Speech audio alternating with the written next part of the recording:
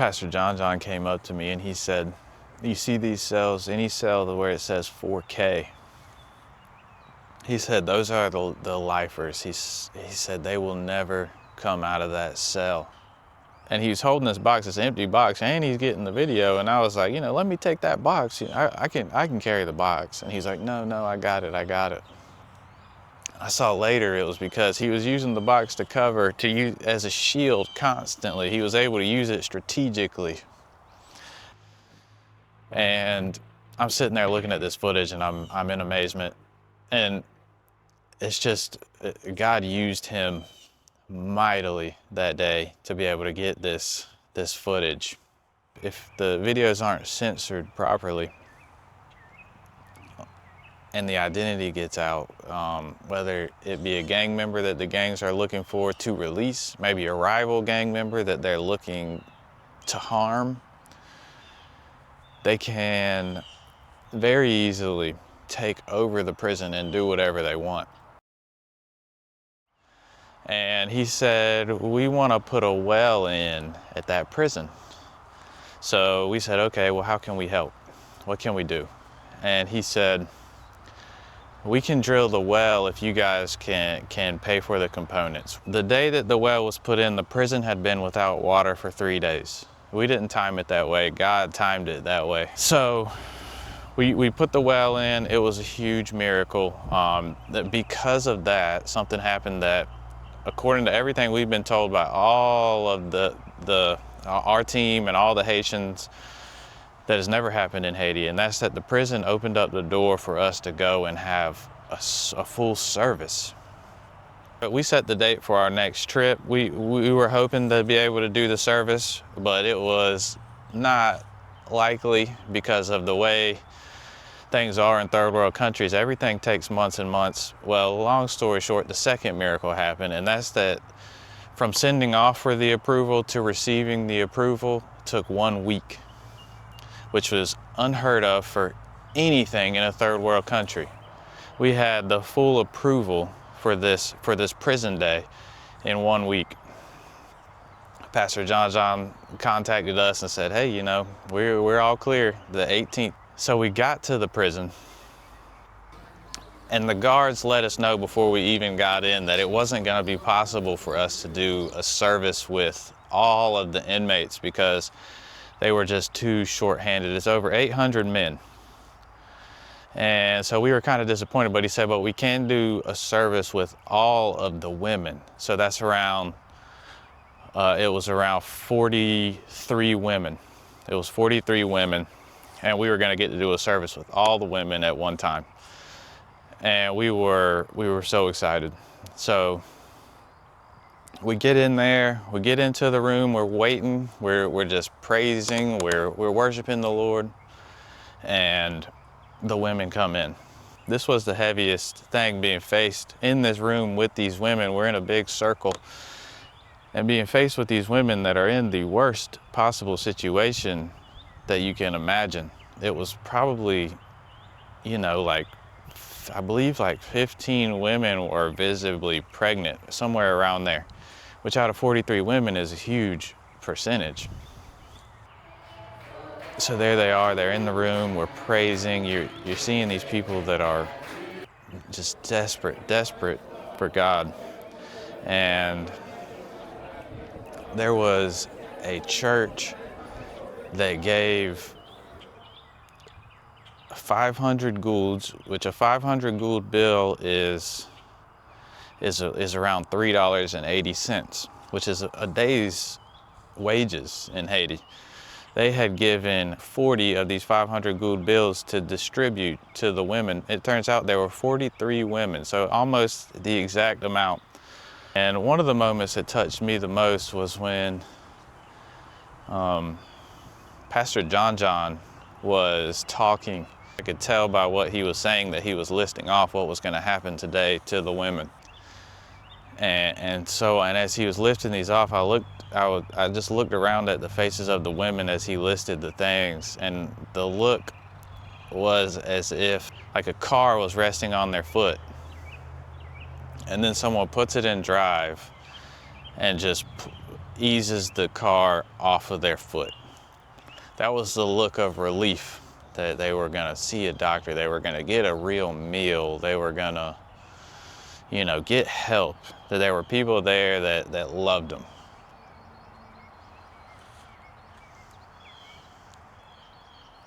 And were willing to help them.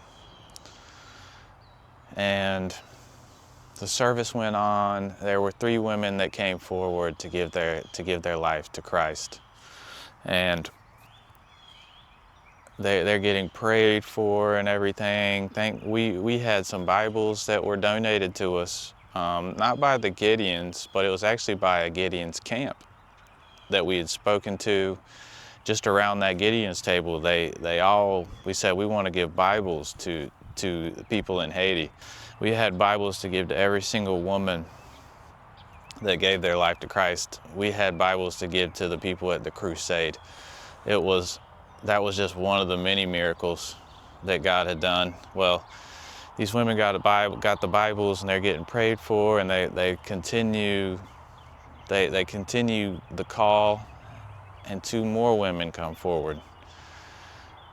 And then you just kind of see, and they're getting prayed for, and they get Bibles. And then Pastor John begins to preach, and you just see the women just begin to flood the altar. And that was a moment that was so special. God was moving. God had his open door, and he was moving on these people. He was giving them the only thing that can truly help them. Yeah, the meal is great. Yes, the medical help is wonderful. It's absolutely vital, but guess what? Tomorrow it's not there. We don't have the finances to be able to help them constantly, but when they have an encounter with God, God goes back to the cell with them. God continues on this horrible situation. Now he enters it to be with them. Now he's in the cell, holding their hands with them, encouraging them. He's working on their behalf, even behind the scenes and around the world. That's our mission. We tell these people that God is working on your behalf. There's more people like us. We're not the only ones. God is stirring up on people's hearts all over the world. He's put in Haiti, not just Haiti, but the least of these. Whether it's Haiti, whether it's Venezuela, whether it's in Africa, other parts of Central America. Places where people are left to die when they're in those situations. That God is working, that his arm is not too short to reach you. So then there was a woman that had kind of a reaction when she came in the door and saw all of us, including me and our team. And then towards the end of this whole service, she steps forward out in front of everybody and begins speaking, and everybody's letting her speak. Everybody's, excited. They're saying amen. Of course, we can't understand. We had to find out all the way after, when we got back. But it turns out she was telling everybody about a dream that she had had the night before. And in this dream, there was a peanut harvest. And she was looking at all the peanuts, and she said, God, how am I going to be able to bring in all this harvest? And in the dream, there were people that came to help her with the harvest. And she said that it was a bunch of Haitians, and there were white people with them in the dream the night before.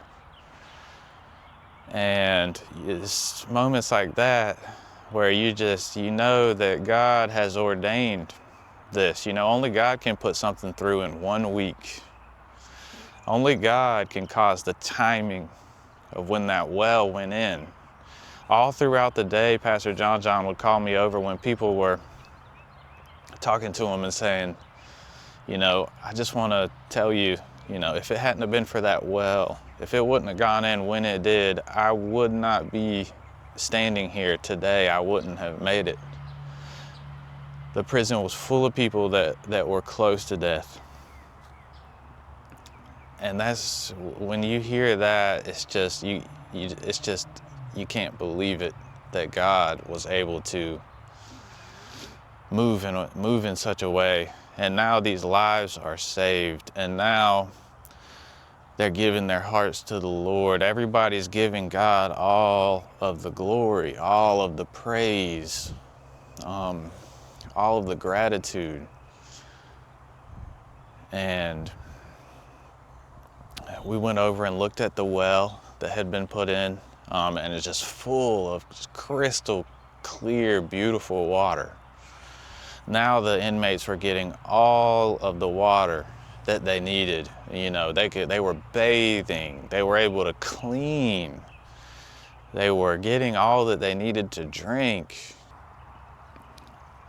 And a lot of them had papers where they were trying to hand out the paper that would have their name, their situation, what they really need. And we collected every single paper, not just to like, all right, yeah, give it and then throw it away. Every single paper to be examined, so that they can be, whoever we're able to help, we can help them by name.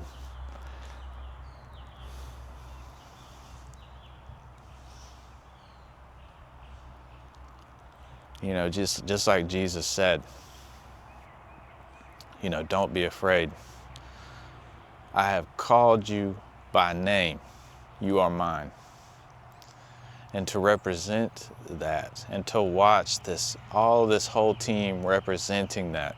Whenever someone will be calling out, like you walk through an American prison, you can bet you're gonna hear people calling out from all around, screaming, probably obscenities, you know, taunting and everything. And in Haiti, it was the same situation. They were calling out, but it wasn't taunting.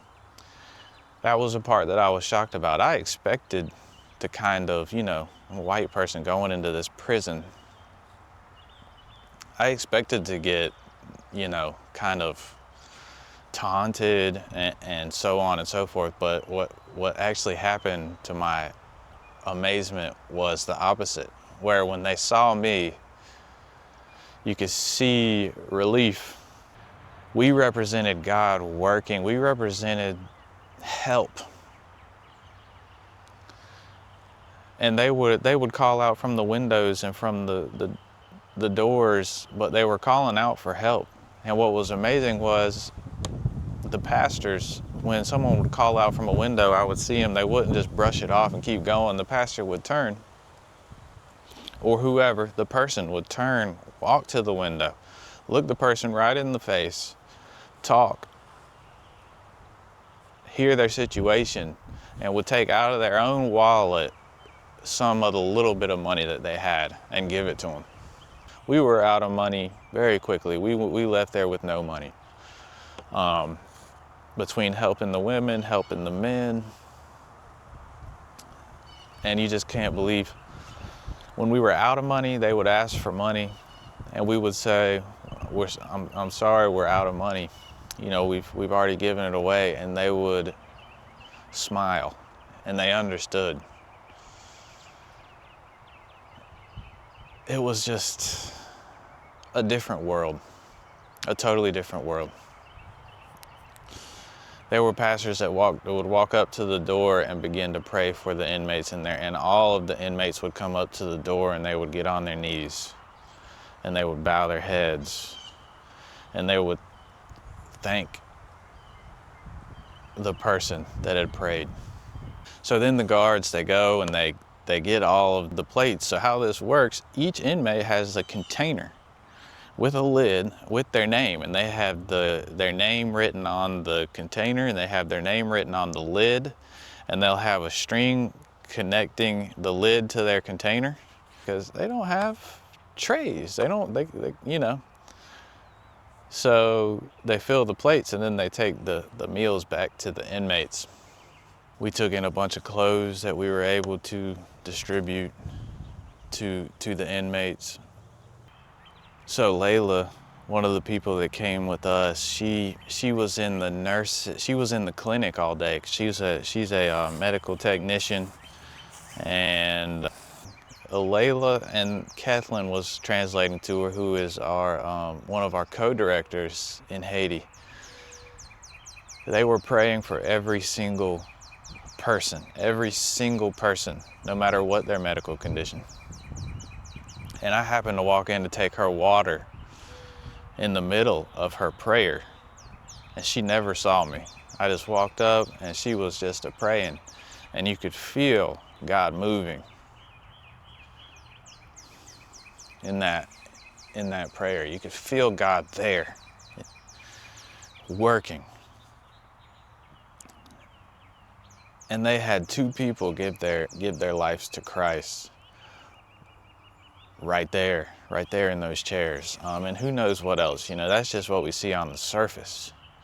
But when God is working, when God is moving, we just have no idea what all happened all through this prison.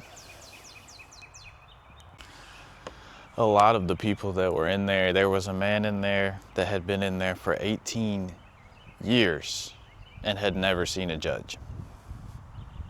There was a woman in there that was, everybody could tell in the women's meeting, she was very confused.